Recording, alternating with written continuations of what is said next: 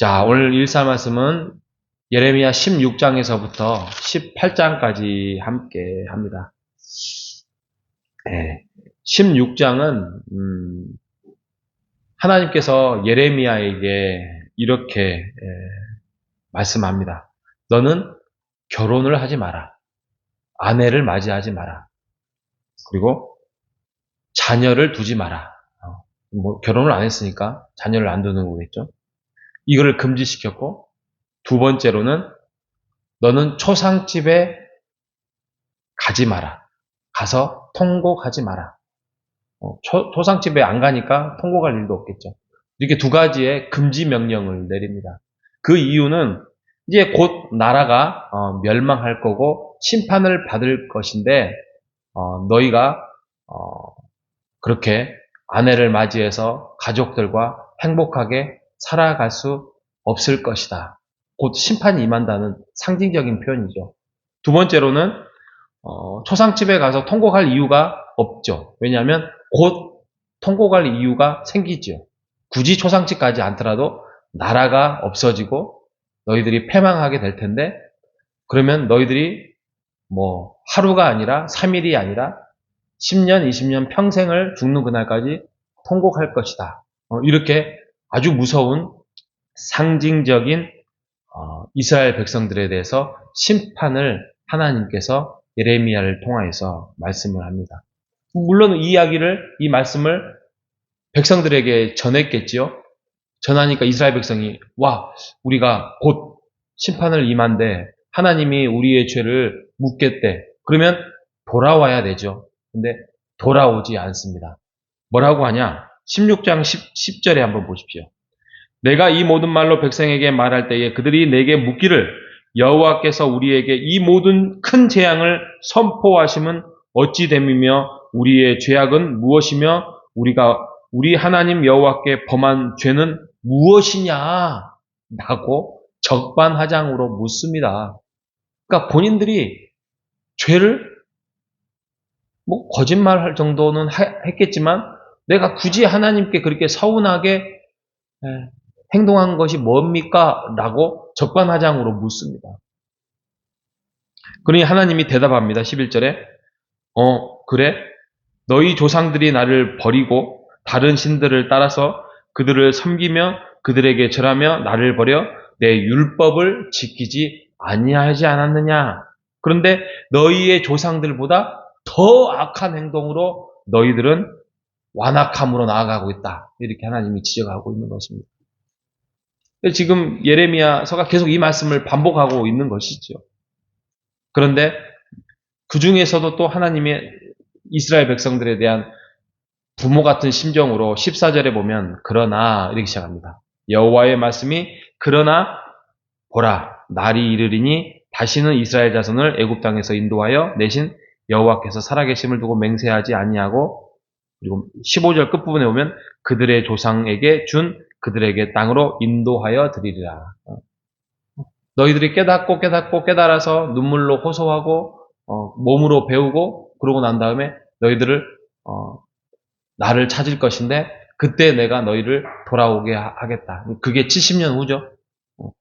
이렇게 이제 16장이 하나님께서 죄에 대해서 설명하고 있는 부분입니다. 17장에 가면 여기에서 중요한 단어가 마음이 나와요. 마음. 그렇죠?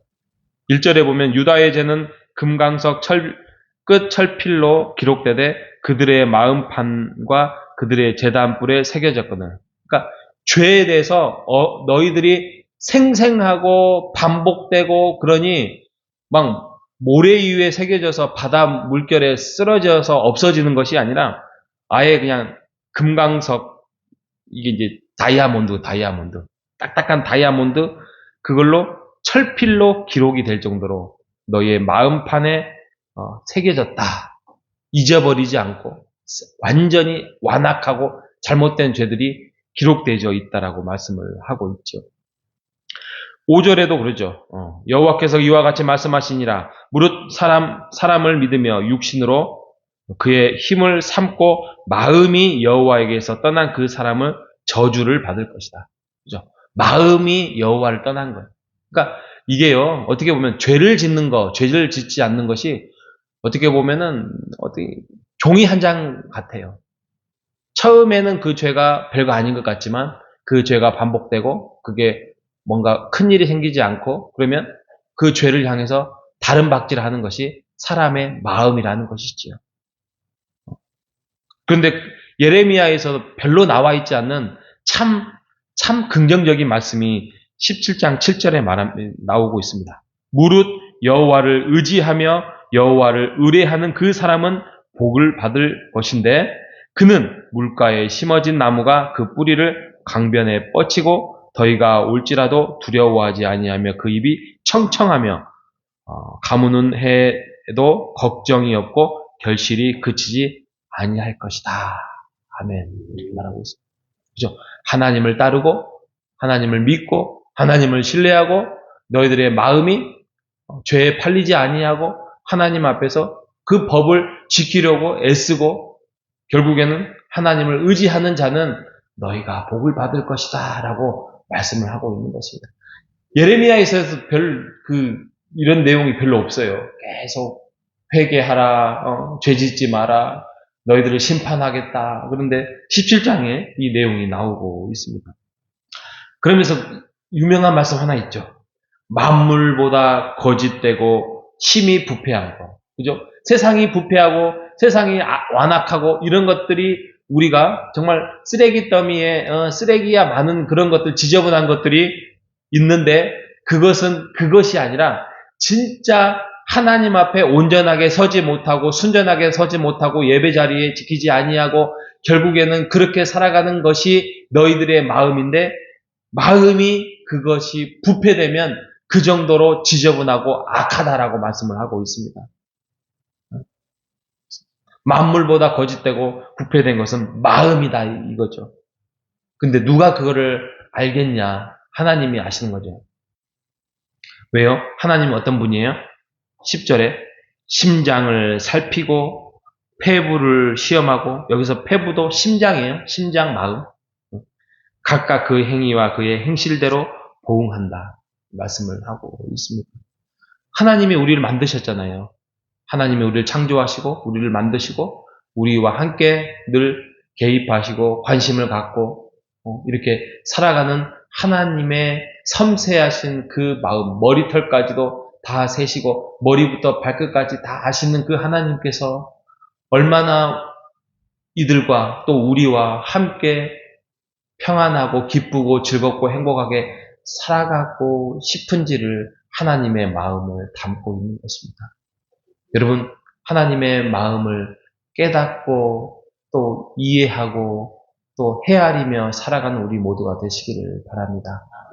하나님이 사랑하고 싶어서 하나님이 우리 같은 죄 많은 우리들을 정말 놓치고 싶지 않아서 정말 몸부림을 치고 계시는 그 마음이 지금 예레미야에서에 잘 나와 있습니다. 예레미야 혼자 발버둥을 칩니다. 하나님의 말씀을 선포하려고 하고 하나님과 가까이 해라. 그래야 이것이 살 것이다. 그 나라가 멸망하지 않을 것이다. 하나님이 우리를 만들지 않았느냐? 라는 그 말씀을 18장의 토기장이 비유를 통하여서 말씀을 하고 있습니다. 하나님께서 토기장이로서 토기처럼 만들고 우리를 섬세하게 다듬어지지 않았느냐?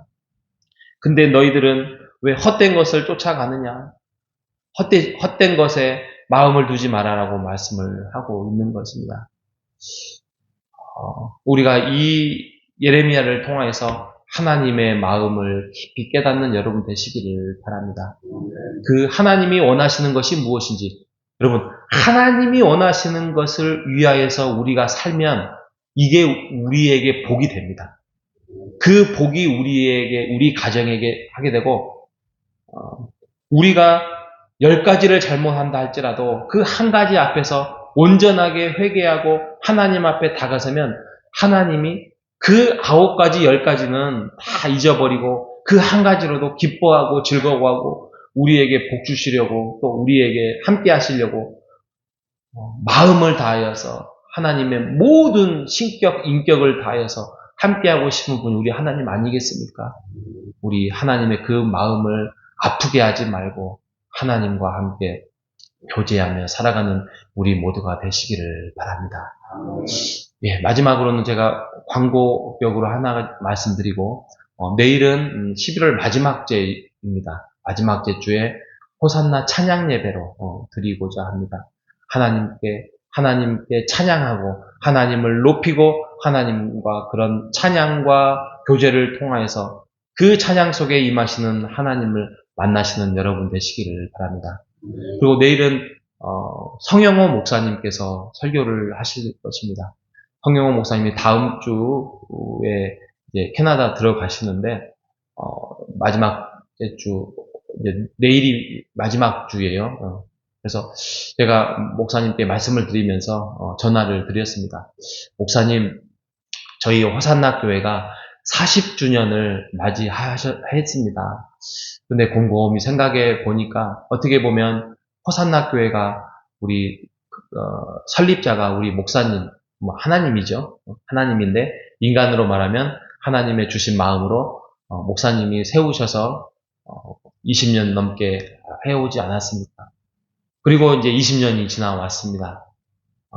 그때의 그 마음, 그때의 교회가 얼마나 힘들게 어렵게 하지만 하나님의 은혜로 정말 아름답게 여러 가지 위기와 고민 속에서 하나님이 세우고자 하는 그 교회의 목사님의 순종과 또 하나님의 인도하심을 경험했던 그 이야기를 목사님 들려주십시오. 그리고 우리 성도들에게 그 마음을 가지고 금년에 잘 40년을 마무리하고 또 새로운 1년을 준비할 수 있는 마음을 말씀으로 주시면 좋겠습니다. 이렇게 말씀을 드리고 제가 했습니다. 그래서 내일은 성 목사님이 하실 건데 여러분 찬양과 또 교회의 설립하시는 목사님의 말씀과 또 우리의 기도와 이런 것들이 한데 어우러져서 11월의 마지막 주일 예배를 아름답게 하나님이 인도하시는 예배로 함께 참여하는 우리 모두가 되시기를 주님의 이름으로 축복합니다. 하나님 감사합니다. 교회를 세워간다는 것, 하나님의 백성을 세워간다는 것, 우리를 하나님의 자녀로 세워간다는 것, 참 그것이 어렵다는 생각을 많이 합니다. 하지만 인간은 할 수 없지만 하나님은 할 수 있음을 고백합니다.